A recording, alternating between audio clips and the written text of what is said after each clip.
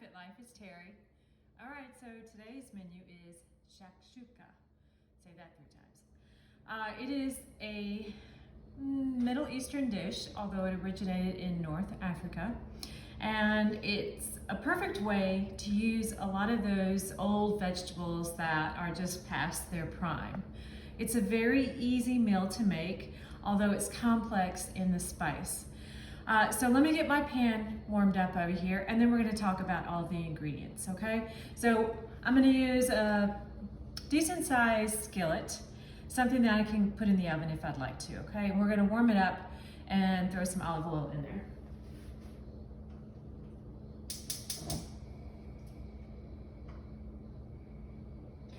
All right, so while my pan is coming to temperature, let's talk a little bit about the ingredients.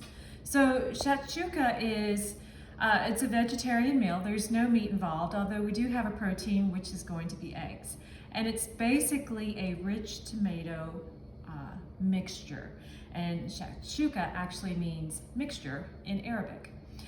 So we have some tomatoes here, and I'm using canned tomatoes. These are whole peeled tomatoes. And then I've also got some tomatoes that are really kind of past their prime. They're not spoiled, but they're just a little too soft for sandwiches or something. So this is a perfect way of using those items up. And then I have a onion, yellow onion that I've sliced thinly, and a red pepper. Now, I sliced these things up so that way it wouldn't take so much time doing the prep work, and I didn't want you to see me cry when I was slicing the onions, okay? So that was done ahead of time. And we have a few spices involved. Of course, garlic. We've got to have garlic. And this is 4 cloves of garlic that's peeled and thinly sliced. We're not mincing it, we're slicing it. Next, we have 2 teaspoons of smoked paprika, and you can use regular paprika if you like. And then 1 teaspoon of cumin. And then I have a tablespoon of sugar, and this is just going to help balance out some of that acidity in the tomatoes.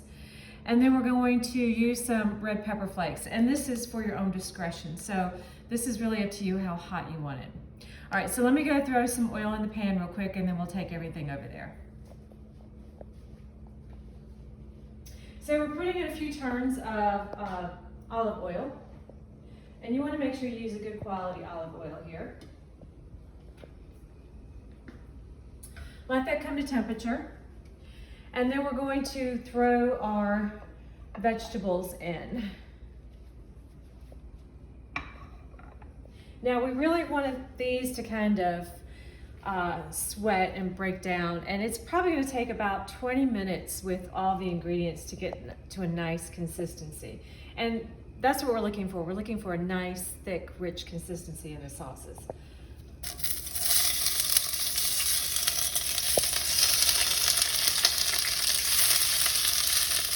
Now, if you use fresh tomatoes, it's going to be about 6 large tomatoes or more.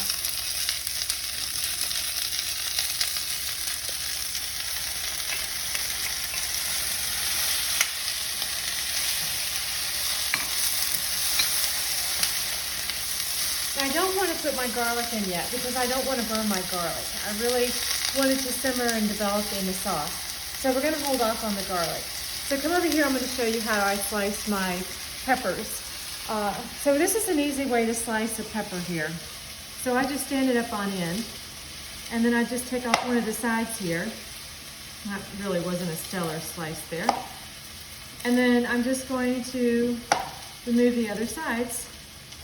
So when I'm done, there's my core right there. And then I just slice it into the thickness that I want. Now you can use green peppers if you like. I just like the colors of the yellow and the red, and they're a little bit sweeter than the green peppers as well. So I'm just going to cut some of these up since I have some in there already. And then once these start cooking down a little bit, then we're going to add our spices. And we want to add them in so that way they're going to develop and bloom. We want that heat to kind of open up those spices a little bit.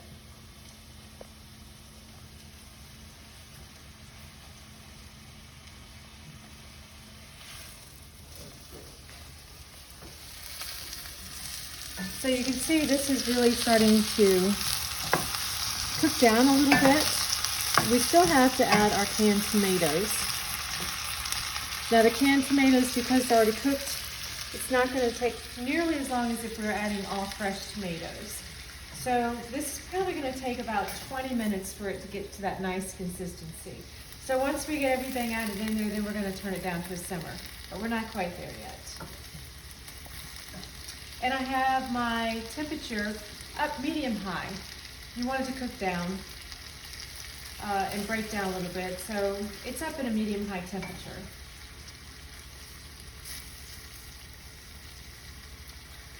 All right, now meanwhile, I've got my eggs, and I'm bringing them to room temperature. I have 6 eggs, and what we're going to do is once we create this wonderful, fragrant tomato stew, then we're going to create little wells and put crack an egg into it.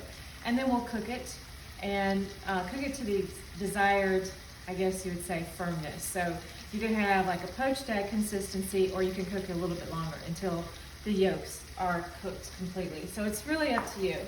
But when they're a little poached and they're still a little runny, it really adds a nice richness to the dish here.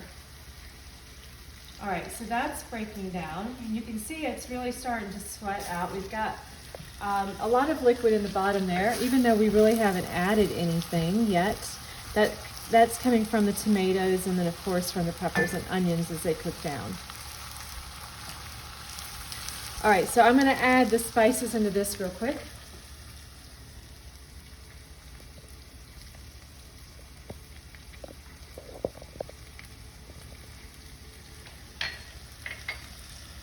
All right, so I'm throwing in my 2 teaspoons of smoked paprika.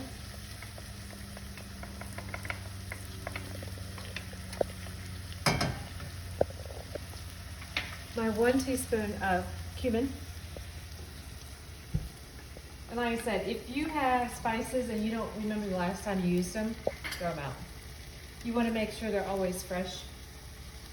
Now I've got my 4 cloves of thinly sliced garlic. And that paprika is going to add a really nice, rich color to it. Man, I can smell that already. It smells really good.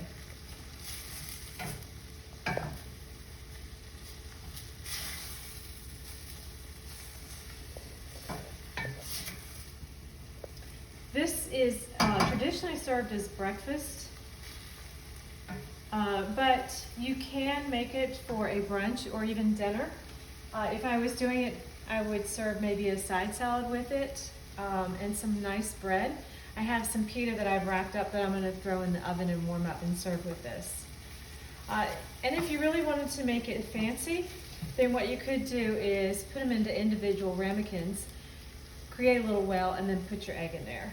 All right, so this is cooking down nicely. So now it's time to add our canned tomatoes. All right, we're not going to drain our tomatoes.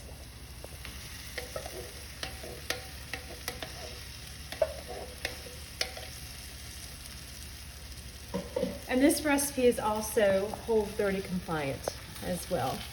So I'm just going to break up my tomatoes with my spoon here. This doesn't have any basil or anything in the tomatoes. You can find the canned tomatoes with basil and garlic added, but we don't want that in this dish. We're going more for that Mediterranean kind of Middle Eastern flair here.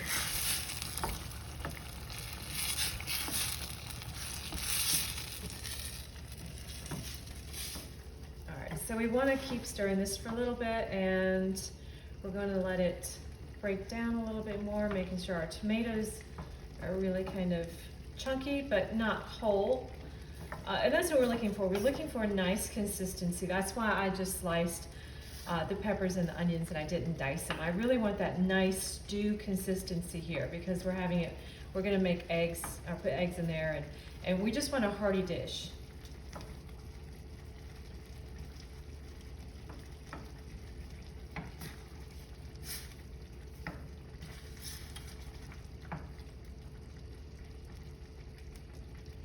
All right, so next I'm going to throw in my sugar.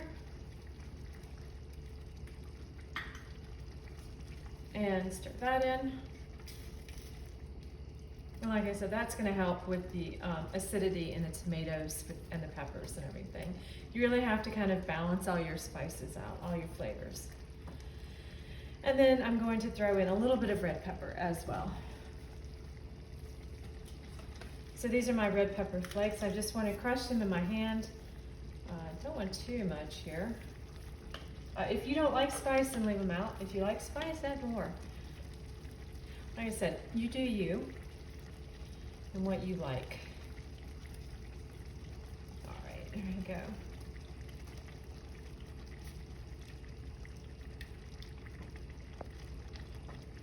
All right, so we've got a nice hard simmer on this. All right, so now what I'm going to do is turn it down and simmer it. I'm going to stir it occasionally, and we're going to come back and check it in about 10-15 minutes and see the consistency, and then we'll add our eggs and then finish off the meal. So stay tuned, come back in a few minutes, and we'll see how this looks. Welcome back. So it's been about 20-25 minutes. We're making shakshuka, a spicy dish. I have my spicy lips on tonight. So this is our simmered tomatoes, and you can see it's kind of like cooked down, so it's reduced, and it's nice and stewy looking. Yeah, it's got that nice texture to it, but it is starting to thicken up. So next I'm going to take my eggs and break them into this hot mixture here. Sorry, Mom and Dad, I don't have any more canned eggs like from Miss Maisel and them. So we're just gonna break it into the shakshuka here.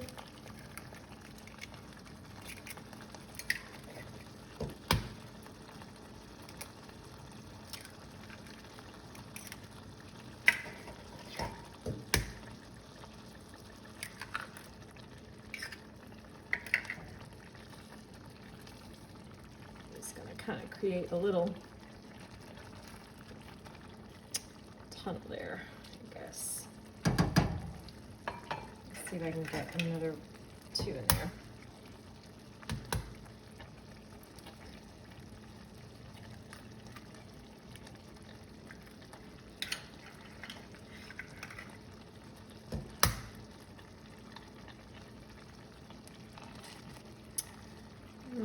Right here, let's go with one in the center. There we go. All right, now we're just going to put a lid on this and let it cook. And it's about on medium heat. All right, so let's go here and finish up our toppings, our presentation for our dish. All right, now at this point it's Whole30 compatible or compliant. But once we add the feta cheese, it's not. So BFF, don't add the feta cheese. You know who I'm talking to. All right, so we're gonna keep it with that Middle Eastern feel. So we're gonna chop up some mint for the top for the garnish and some parsley and put some feta on there as well. Now you can also put this in the oven if you would like, but I have the lid on it so that will help cook the eggs as well. So I'm just gonna do a rough chop of mint.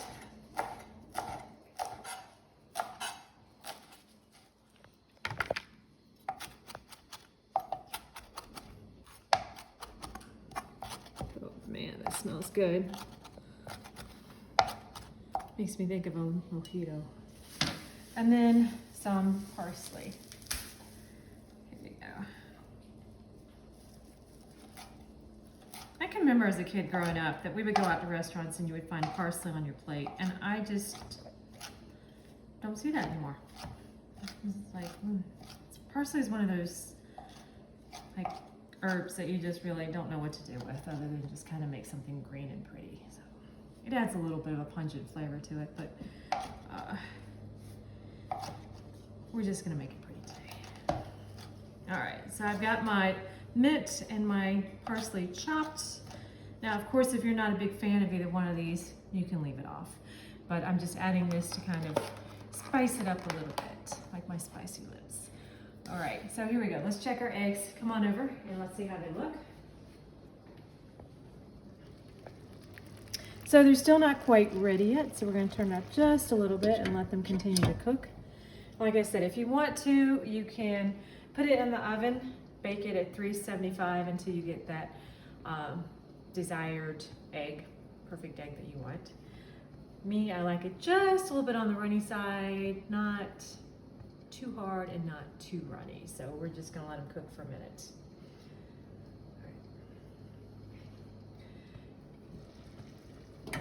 And I'm like watching this pot boil and it's not ever going to cook, right? That's the way it goes. So I hope you're enjoying the videos, and I really hope you're learning something from these cooking shows. I'm learning a lot, like what to do and what not to do and how to edit. But if you have any suggestions for recipes, let me know, because I'm always looking for something. And I want to try to keep it with something simple and something that utilizes what's in season. And this dish today, it really showcases your vegetables that are in season. Especially if you have a garden and you know you've got that last bit of produce and you just don't know what to do with it. So this is a great way of using it up. All right, so our eggs are just about perfect here. Now, after we top it, we could take it directly to the table if we wanted, or you can present it in a beautiful bowl with some garnish. Make sure you have a nice, wonderful bread with it. Like I said, I have some pita bread that is warming in the oven. A crispy bread, like French bread, would be great as well.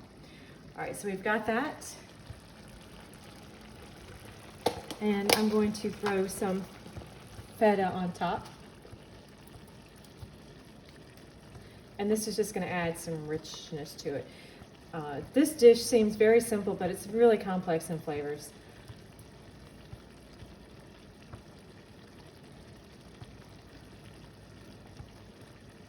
All right, there you go.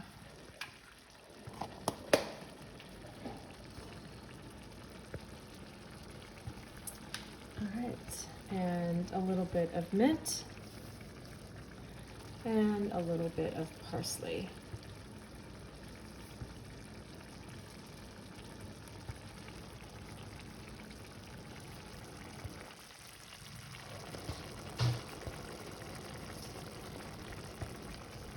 All right, so that is your shakshuka, and I'm going to turn this off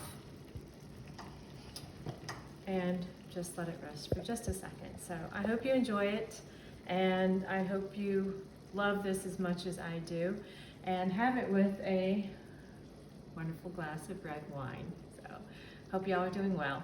Thanks for eating with me today. Ciao.